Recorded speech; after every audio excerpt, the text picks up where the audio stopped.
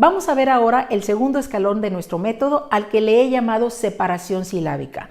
Quiero decirte que de los 5 peldaños, este es quizá el más difícil, pero te vas a dar cuenta que después de todo no lo es tanto.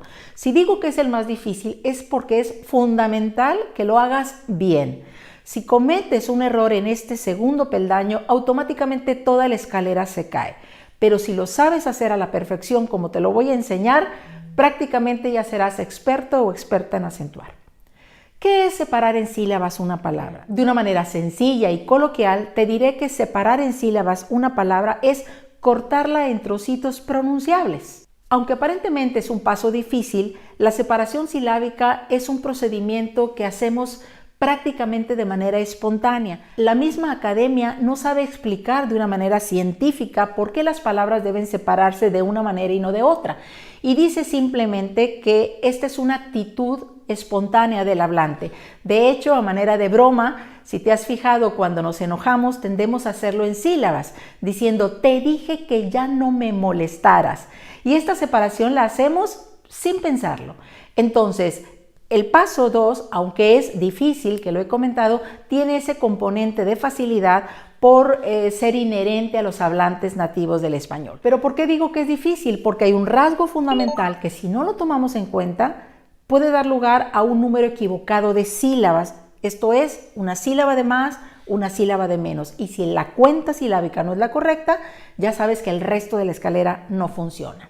Vamos a ver, ¿en qué consiste la separación silábica y cuál es ese riesgo del que les hablo? Todo está en torno a las vocales del español. Como sabes, tenemos 5 vocales, A, E, I, O, U, y esas vocales siempre tienen que estar presentes en las sílabas del español. No existen sílabas que no tengan al menos una vocal. Las 5 vocales tienen la capacidad de unirse y de formar algo que conocemos con el nombre de diptongo.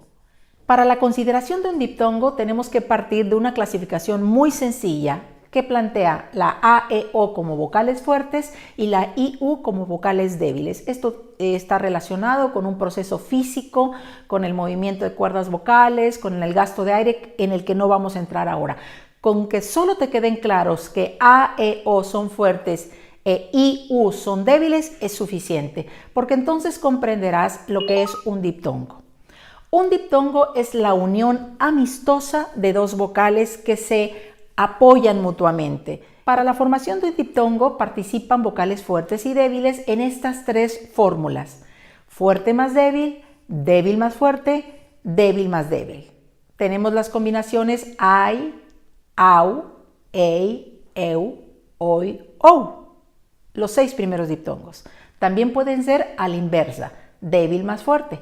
Ya, ie, io, wa, ue, wo. Tenemos 6 diptongos más, llevamos 12. Y hay una tercera fórmula que es débil más débil, que como solamente hay 2 vocales de este tipo, nos dan 2 diptongos, yu, wi, para cerrar la cuenta de diptongos en 14. Seguramente estarás echando de menos una fórmula, que es F más F, esto es fuerte más fuerte. Y aquí está el asunto principal de este peldaño número 2. La unión de una fuerte con una fuerte, la cercanía no representa un diptongo. ¿Por qué? Porque las vocales fuertes tienen la capacidad de sonido de permanecer cada una en su propia sílaba. Entonces no es que haya rompimiento silábico, sino simplemente cada vocal forma una sílaba. Por tanto, F más F no es diptongo. Ahora, ¿para qué te sirve toda esta información? ¿Para qué te sirve saber que existen 14 diptongos y que las fuertes no forman diptongo? Para lo siguiente, estamos en el paso número 2 en el que vamos a contar sílabas. Y ahora lo vamos a practicar precisamente en las 12 palabras que te planteaba en el paso número 1. Pues bien, en la cuenta silábica, los diptongos deben permanecer en la misma sílaba siempre. ¿A qué me refiero con esto? Estamos trabajando con palabras al natural.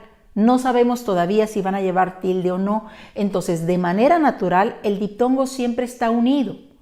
Por tanto, vamos a contar las sílabas y aquellos encuentros vocálicos FD, DF o DD van a permanecer en una sola sílaba y los que sean FF, desde luego, serán 2.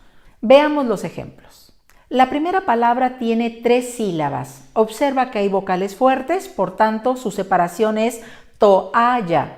Mucha gente por la pronunciación rápida dice toalla, por tanto podrían confundirse y decir que son 2 sílabas, pero es fundamental la pronunciación correcta.